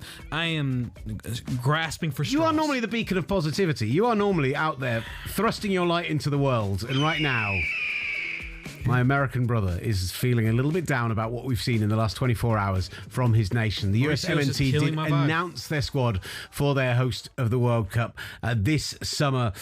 Question marks over the selections, but also over the breaking news that yesterday that Mauricio Pochettino did not call the players to let them down if they were missing the squad, but sent them an email. He reacted in that press conference. In an email! Pretty vehemently, or at least he spoke then into a microphone in front of people. And one man who I know will have been absolutely all over this, the mustachioed wonder, the USMNT and MLS insider, Tom Bogert, who joins the show now. Tom, how you doing, brother? What's going on, fellas? Hey, Master, I know that you're down. I appreciate you hedging with hopefully I'll make you feel better. I'm going to do my best. I don't know if you will, because Bogert, if I know you, you hardly ever make me feel better. You come with the facts, you come with the reality, you come with a nice cold bucket of water. Listen, Knicks fans and Arsenal fans, I get it. We're two of the same. Two peas in a pod. Congratulations, buddy. Hey, we'll get to that later. Look, have you been out on the streets of New York at that announcement, sweeping all over the place, climbing up on billboards, getting involved then? It was at MSG yesterday, taking pictures and selfies and sending them into group chats. I'm sure you got to be thrilled right now. The delusion of finally making it back to the NBA Finals. Coming from a guy who waited 22 years to have to win a Premier League trophy. Tom, were you even alive in 99? I was 4, so I wasn't cognitively alive. That's how I like to say it, that we haven't been to the finals in like my cognitive adult life, my cognitive life at all. Well, congratulations on that one, sir. And, and on some great news reporting over the last 2 days. I mean, he's one of the best in the game right now in the U.S. and globally as well. So all kudos. One of the best reporters in the game. As somebody who was involved in that, news of Mauricio Pochettino and the emails and everything else, how do you respond to the way he responded in the press conference yesterday, which is, to be fair to say, the back got up a little bit?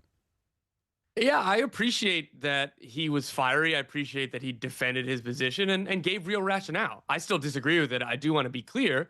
But he kind of sat up there, and I thought he was going to deflect, or I thought we'd get a PR answer, or I thought we'd hear something. And he was like, no, like, this is why I didn't do it. I was a player in 1998, I just missed Argentina's World Cup squad. I didn't want the coach to call me. He even kind of went on like a tangent of like, hey, I told Daniel Levy at Tottenham, like, if you're going to fire me, don't just fire me. I don't want to take a meeting. I don't want to talk about it. I don't want you to tell me why you're firing me. If you're firing me, just fire me. He's like, the players don't want to hear from me. I don't know if that's entirely true. I want to be clear because some players, sources told me, were seeking explanations, particularly some of the ones that maybe were carrying injuries or potential issues. But I digress on that. So I will give him credit for kind of putting 10 toes down and really explaining it. While I disagree with the rationale, at least he did that. Like you guys know, with England, Thomas Tuchel, he's not exactly known as a player's manager, arm around your shoulder. We're all in this together, right? Not the warmest human being you've ever met in your life. No, he's not. This man called everybody who was in a camp under him that did not make the squad. And Mauricio Pochettino was like, no. And the way he framed it was like, if I do that, I'm making it about me because I'm trying to show I'm a good person. Again, I disagree with that, but like at least he had a complete rationale and at least he defended it. Because one bit of the rationale, I have to say, I did kind of understand. No. It's like when people go on social media and start like issuing their kind of, hopes and prayers and views on things that don't necessarily involve them. You're making it about you, not about. But he's making it about himself. But I disagree on this. No, case. he's talking. He's about, at the center of this. He's making it about himself. He talks about, in my country, this is what we do. When I was a player, this is what I wanted. It sounds like a guy who was defending his own decisions rather than trying to understand what is best for the players and what is best for this country. And as much as I don't like to be a Greg Berhalter apologist, at least that's one thing he did was actually try to understand the players, and that is clearly missing with Mauricio Pochettino. And that some of that is by design. Like what he wants is competition. He wants you to earn your spot every day. He would not answer a single question about any of the players who were not on the roster. And again, I didn't love that, but he said, hey, all I care about is the 26 guys here. If I start talking about who's not here, that's disrespectful to them. So that's kind of something that I agree with him, though I would have liked to hear more from him. But Master, to your point, I don't know how many times in these press conferences over the last few months in particular, where he'll be like, where I grew up in my footballing country. And he keeps on saying it like that. And at some point, I think the fans are going to get annoyed. Like, all right, man. Yeah, no, we're not Argentina. You're not managing Argentina. You're managing the United States. Can you care a little bit more about the culture here? And that makes it sound like the American players are soft, which they are not. Like, I think that if you were the Argentina manager, you should call guys who have been in camps that aren't making the team. You talk about Greg Berhalter, Master. Ricardo Pepi took the call. And when Berhalter said, you're not on the roster, he hung up. And then Berhalter called him in a couple months later. Like he didn't hold bad feelings or whatever, right? But like that gave Pepe a moment to say, all right, I'm going to take control and hang up the phone or whatever, right? But like the rest of the guys are just left guessing. I talked to people kind of around the team. Nobody knows what he's going to do pretty much at any time. And that is something that is a feature, not a bug with Pochettino and his staff. It's not a good feature. It's not a good bug. It's not a good feeling. And that's why I'm not... I have been optimistic this entire time as they screwed up the whole Greg Berhalter situation. Even when they spent big on Pochettino, the whole Copa America, Pulisic not participating, the Gold Cup, not taking it as seriously as they maybe should have. I still had optimism because I think Winston Churchill once said, America will eventually do the right thing when they run out of options. And I just felt like... I never thought that Master would be the guy quoting Winston Churchill on this show. That was I'm fantastic. not gonna lie. That was fantastic. I just felt like at some point it would just happen and a culmination, a moment would happen because people like me and you have cared about this moment and really wanted to make sure that we can maximize this and truly let the sport live out in the proper right framework that it deserves as the host nation. But you sound like you want Mauricio Pochettino to call you and break the squad news, let alone the players themselves. I just want Pochettino to care. Like, stop going to Champions Leagues with Tottenham and going on your little song and dance and these little fake interviews and all the rumors last summer, whether they were true or not, of him, being in the running for these different club managers. Like, it just felt like he has never really been invested in this project. Yeah, and I get that from the outside, and I will say that like he does care deeply. Particularly, he's a really competitive guy, and again, while I don't agree with everything he does, like he shed tears when they lost the Gold Cup final. Like U.S. Soccer released like inside the locker room stuff like that, and again, obviously, it's coming from U.S. Soccer, so that has to be okay. But U.S. Soccer does really well at that of trying to show like locker room access as much as they can, and like he desperately cares, particularly when he's with the group. It's just between those times, he's made it clear. I don't call players between camps. We don't need to talk. We don't need to be friends. And I think that's disrespectful to the club managers. I don't want to be overloading these guys with data and calls and everything else. And again, it's a stark difference from the Greg Berhalter era. And I think it comes at different times. When Greg Berhalter took over, he was inheriting a squad that just missed the 2018 World Cup, the disaster that was Cuba, a lot of talented but very young players. He had to rebuild, not just rebuild, he had to build a culture. He had to get these young players going. At 2022 in Qatar, they were the youngest squad at the World Cup. Well, now they needed something different because now this team is in their prime. All that potential has kind of gone out the window. There's not many players who have really advanced since 22. They certainly have not advanced in the way we hoped. Pulisic looked like it the first half of this year. By the way, he took off. He asked to not play in the Gold Cup to keep himself fresh for this European season. And then he did not score a goal in the calendar year of 2026 for AC Milan. He did not look super fresh. So it's really unfortunate. You would have liked to see it for the Gold Cup. Pochettino changes game day rosters. He changes squads. He called up 71 players in the year 2025. it's unfathomable. With those decisions that have been made, with those players in, players out, and you mentioned a few kind of key examples there, how do you think he intends to approach this? Because we've seen so many formational changes. We've seen so many, kind of like Tesserman, who is started the last 6 games and doesn't even get into this squad. Like, how 10 defenders picked? Like, I think we are left with as many question marks about this USMNT squad as we had them before it was even announced. Yeah, I really don't like the balance of the team. And listen, when we're talking about roster snubs and some of these last decisions, like, it's vastly more important how the top 7 players do than the bottom. Like, that's not groundbreaking news, but I just kind of want to help reframe this conversation when we're talking about snubs. That being said, 4 natural central midfielders in the 3-4-2-1, like non-attacking midfielders, one of which is Weston McKennie, who I think his best position in this team, in this system, is playing further forward. Tyler Adams is awesome. Tyler Adams played every minute at the 2022 World Cup. He has not been the beacon of availability throughout his career. So there's a fair scenario where he picks up an injury, and then one of the backups who, a lot of people would be surprised to see playing if it's Christian Roldan or Sebastian Berhalter before this roster came out, because people thought that they were behind Tanner Tessman and Aidan Morris on the depth chart. Well, when one of those guys, if they come in for an injured Tyler Adams, picks up 2 yellow cards, the third group stage game, they won't have natural central midfielders. And Poch was like, Anthony Robinson can play there. I don't think he can. Gio Reyna can play there. That was I don't think he can. That one out. Gio Reyna at Gladbach has been atrocious. It's not worked at all. 500 minutes this season, and like for his inclusion on the roster is for special moments he can do with the ball at his foot. He hasn't done a ton of that over the years, but I get it. That's why I get why he's on this team. He ain't on the team to be a reserve defensive midfielder. I'll tell you that much. There are 7 players who can play center back in a back 3, 6 of which can only play center back in a back 3. That is too many center backs. My concern with this, and I'm hearing all the English people, they always complain about everything, but Tuchel's thinking about every. You're one of us now. The pessimism's creeping. Tom, he's been here so long. It's wonderful. You can just feel the Britishness seeping into his pores every day. 95-degree weather. It's not. I'm not happy about this. Yeah, 95 degree here is very different to 95 degrees in LA. I'll have you know. I'll give you credit for that, but not compared to Texas. Anyways, I was going to say Texas. Yes, Boger, look at you shout out Texas. I love it. So Tuchel was obviously very pragmatic with this 26-man roster, thinking of every single scenario, even scenarios that may not pop up, but you just want to make sure that you have answers to every question on the tests, per se. And I'm looking at this U.S. squad, and it feels very clear they're going to try and attack from the wings, but what happens when you come across a nation that can stop that? Is this a team that is capable of playing up the middle? Like, is there versatility from an attacking style that you see based off of this imbalance that they can find answers to these different problems that come up in a World Cup? Over the last 18 months, they were searching for what is the first thing that works, let alone a second system that works. They did land on this 3-4-2-1 that I think gets the best out of a lot of these players. Chris Richards is awesome. He should be available for the World Cup. We'll see if he's playing today for Crystal Palace in the Conference League final. But as long as he's in the middle, that's going to be very helpful. And that helps stabilize the defense. And it allows Serginho Dest to do what he does best. That's attack.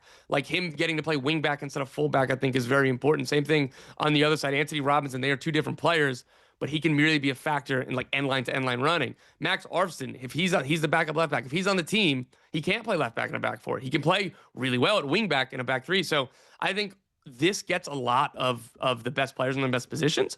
We'll see if Pulisic and Balogun in particular are able to carry the attack. We'll see if Weston McKennie is playing deeper next to Tyler Adams or further forward, like I hope that he is. But there's optionality and versatility. But again, like this team is a little bit thin when it comes to like high level quality players. And when you look at it at a World Cup, like we're talking about England, like we all know that USA is not on the same page as England, but like that second tier of teams, you look at Colombia, you look at Croatia, you look at, it depends on if you think Belgium is in the top 8 or the next 8, but all of that, like all these teams have more special players, and like Pulisic can be and Balogun can be.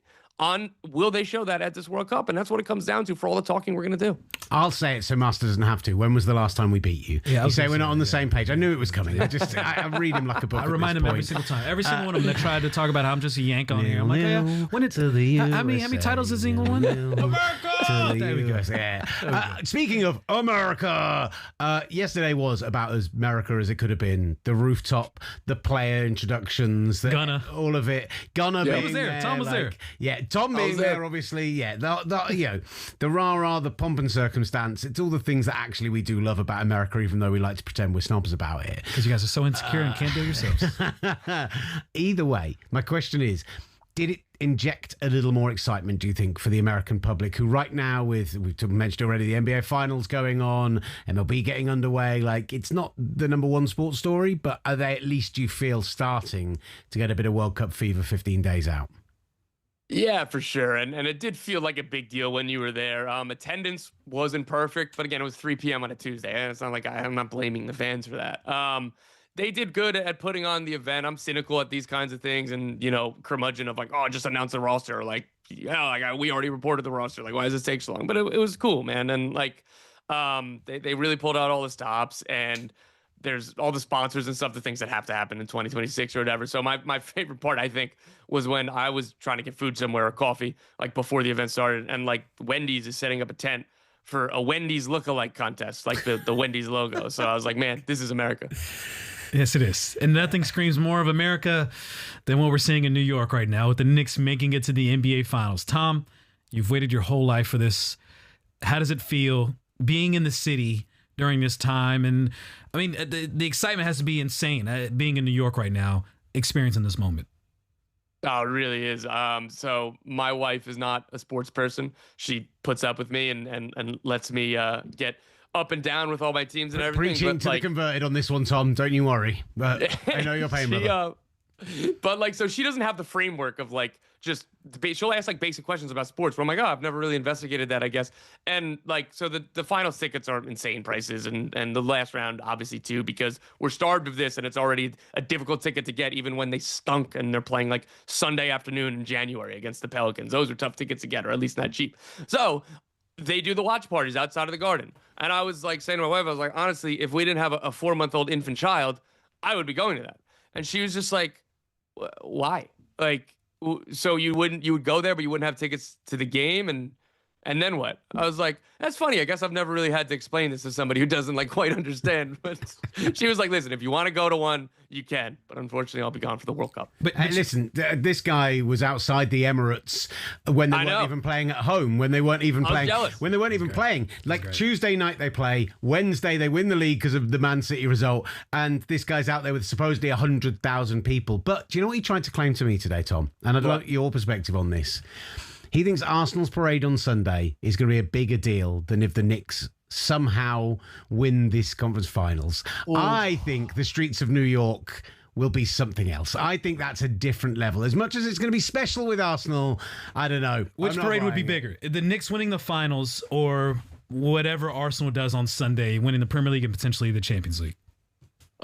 Listen, I will be polite because I've given Master enough stick about Arsenal. Don't be polite. Fandom Don't be polite. Give me the Listen, what I want to say is both barrels, please. The fact that you even need to ponder this question, though it is wrong, it is the Knicks. But the fact that like you could rationally argue that Arsenal would be at least somewhere in the stratosphere of the same level of crazy, I will give you credit to that, because Knicks fans are nuts. We won one game against the Atlanta Hawks in 2021. We still chant about that. Like, that was round one. We won one game. And, like, the finals it's going to be something else. If we had swept in the finals, there might be a parade. I don't know. I mean, y'all did have signs dedicated to each player last year making it to the Eastern Conference Finals, which I thought was the most ridiculous thing, as much as you want to make fun of Arsenal fans. Like, walking around Jalen Brunson way as you guys lose to the Indiana Best Pacers. player in the NBA, baby. That was absolutely ridiculous. Top of the mountain. Exactly. I got a Jalen Brunson card behind me too, so that's a good bookend here. And look, we can joke about where it is versus Arsenal and where it is versus everything else, but I have to say, like, we were joking about this before the series.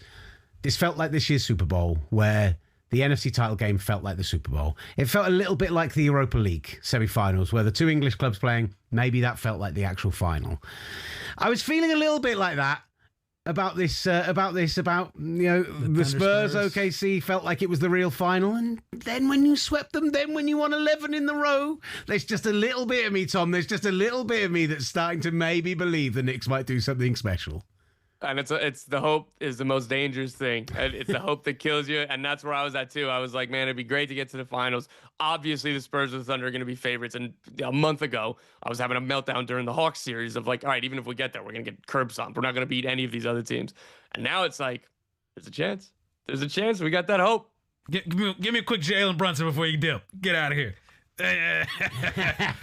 remember they colluded against the Dallas Mavericks to get Jalen. Oh, God. Here we go. I digress. Get out. Tom, brilliant. Thank you so much. Appreciate you, man. Really good Thank fun. you. Cheers, guys. Always fun. He's welcome back anytime. Tom Bogert, the brilliant Tom Bogert, joining us here on the S Word from talkSPORT. We may not have Carl Martino coming up. We'll try and get him another day if we don't. If we don't, I've got to pick this man's brains a little early ahead of the weekend. Huh?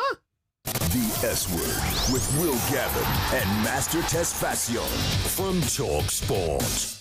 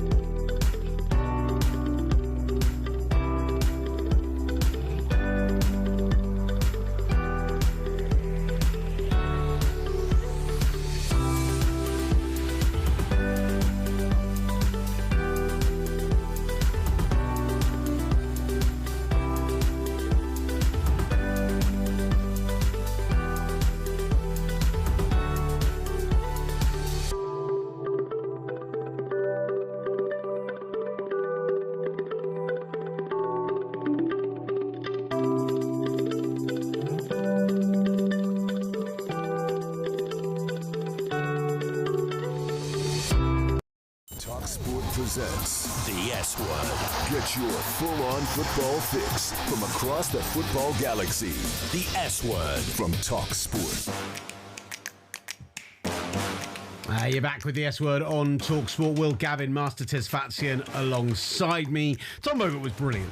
He was fantastic. I'm really happy for him. He's really become one of the best soccer journalists. I'll go ahead and beat myself. Easily the best American I've spoken to about football before. He's tremendous, and he cares about it on every level: grassroots level, MLS, USL, globally. Like he is as well tapped in and as well informed as you're going to find. He is the best of us, even if that mustache says otherwise. Absolutely zero bite from Master on me trying to throw shade at him as well. Everyone on the other side of the glass got it and looks at me, and I just nothing from you. Nothing. Just phase out everything I say at this point, right? Just don't even worry. You threw shade at me? I said he's the best American I've ever spoken to about football. And they all looked at him and went, ooh, and...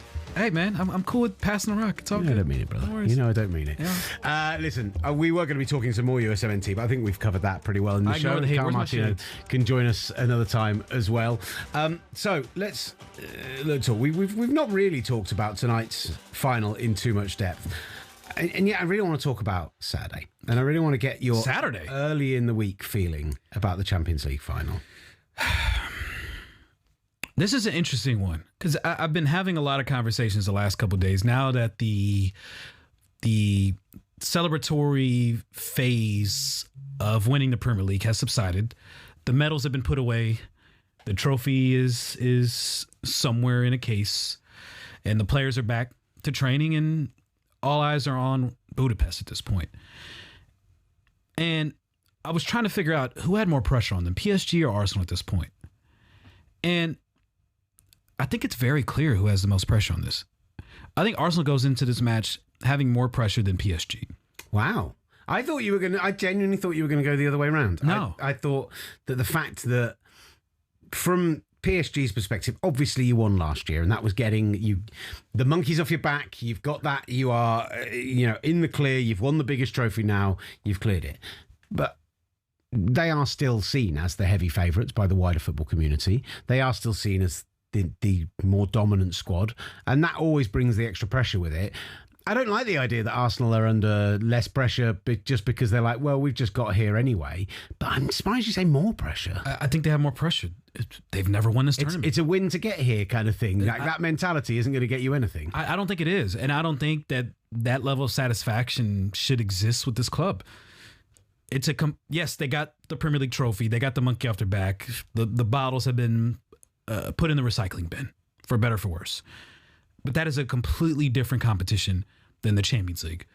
And there's a reason why every single ground they go to, there are some that still sing Champions of Europe. You'll never sing that.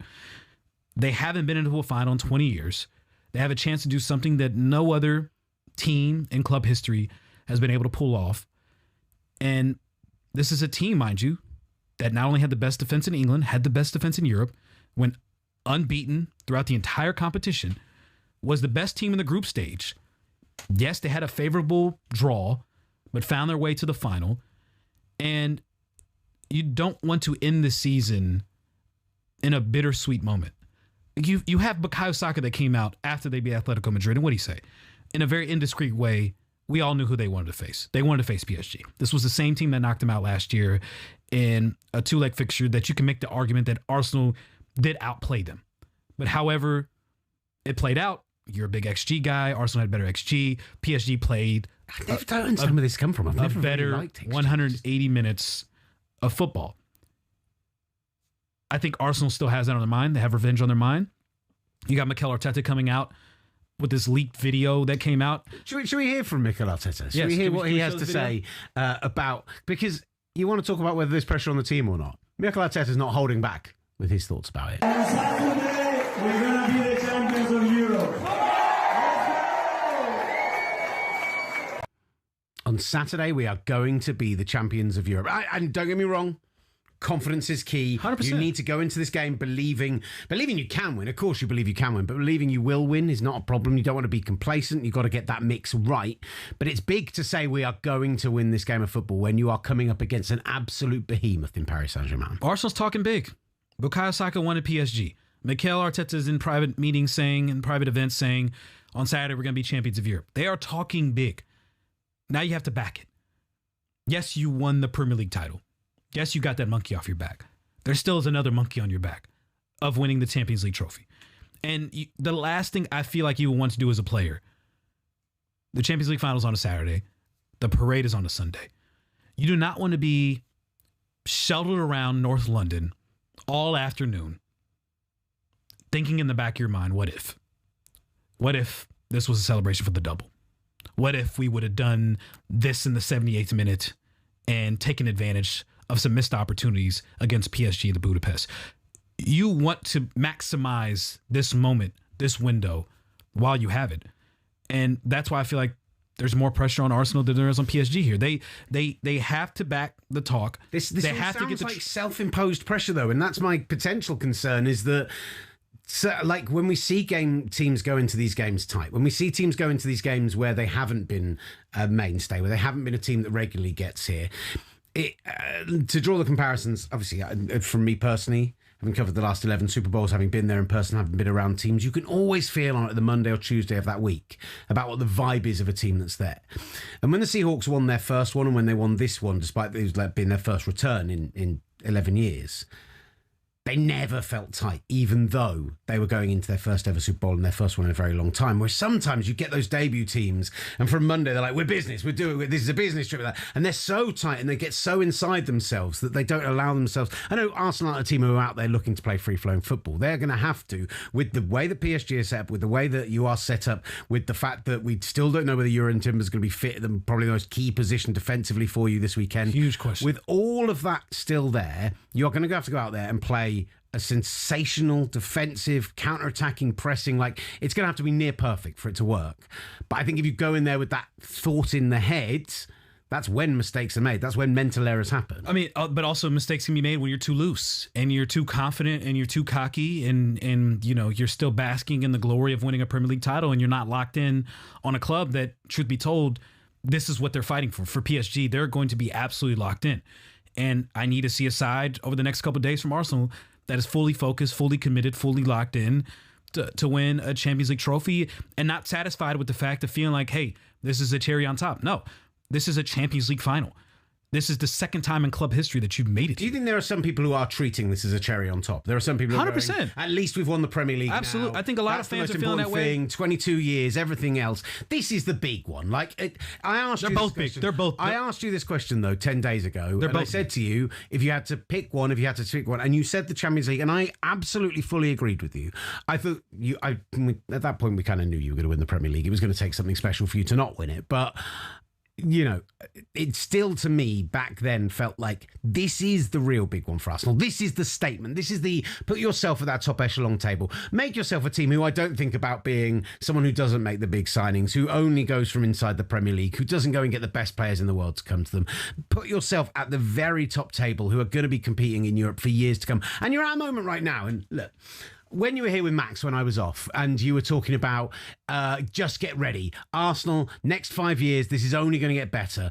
Our attack is going to be more healthy. We're going to invest. Like, there was a little bit of me that hit a little bit of the, here we go, we're getting the rah-rah, we're getting the big talk. But then I've sat with this over the last week or so, and as we've started to do our deep dives on teams at the back of the Premier League season, you look at Liverpool replacing its aging stars and in an influx. You look at City in a post-Pep world. You look at potential 115 charges. You look at Michael Carrick and the fact that, yes, sensational over the last 5 or 6 months, but playing less football than anyone else, suddenly having to compete on more fronts with a thin squad that desperately needs some restocking years to come. Like, in theory, this is Arsenal's moment to not just grab the Champions League, but grab English football by the scruff of the neck and go and dominate it for the next 5 years. There is that moment in front of you here, but I think it starts on Saturday, and how they react to that pressure is going to be absolutely huge. I think so too. And I think that's why you do not want this opportunity to pass by. You do not want to, be pretentious about a Champions League final. Like, this is a very sacred moment. This is a very sacred 90 minutes. This is a very sacred opportunity that you don't want to just throw away as a bonus or an added, an extra credit opportunity. No. Equally, if you lose, would you mind when people off the back of it go, well, we won the Premier League, that's great, we've taken a step forward, or will you feel devastated? I've been wrestling with this one. I don't know. I think that's what scares me more. If I'll be at the parade. It's the unknown. I'll be at the parade, and Am I still not invited to the cookout? No, absolutely not. Absolutely not. Dude, I hope I never see you anywhere near that. If I do, I don't know what I would do. But if you lose on Saturday, I'm turning up in a PSG shirt. You will get jumped, and I will not save you. You better hope London Metropolitan Police can help you out. But I've been wrestling with this for the last couple of days is how will I react if Arsenal, for whatever reason, don't pull it off in Budapest? And I don't know how I will feel at that parade. I think in my mind, I will be thinking, what if? What if this was the double parade? And I can't help but think, I'm sure the players will be thinking the same thing. Revenge is on their mind. They want to go out there and show PSG they were the better team last year, and they have a great opportunity to do so right now. Go take advantage of it. Don't make any excuses. This isn't a cherry on top. This is another final. Treat it as such. Regardless of whatever trophies you've won this year, this is what matters right now. Go out there and grab it Saturday. Don't worry, we'll be talking a lot more about this in the build-up to Saturday as we get into it tactically, as we speak to people on both sides of the divide. But I just wanted to get your kind of a pulse, a temperature of where you are right now, and you're feeling good. That's what I'm hearing. We are moving towards, there's a huge European final tonight, and we'll have coverage of that across the talkSPORT network, and we will talk about it tomorrow on the S Word from 8 a.m. Eastern. Keep a check out on all of our social media for clips from today's show. Like, subscribe, get involved, listen to the podcast, do all the good stuff. We'll be back with you 8 a.m. tomorrow. Peace. Bringing all the biggest football debates stateside. The S Word from talkSPORT.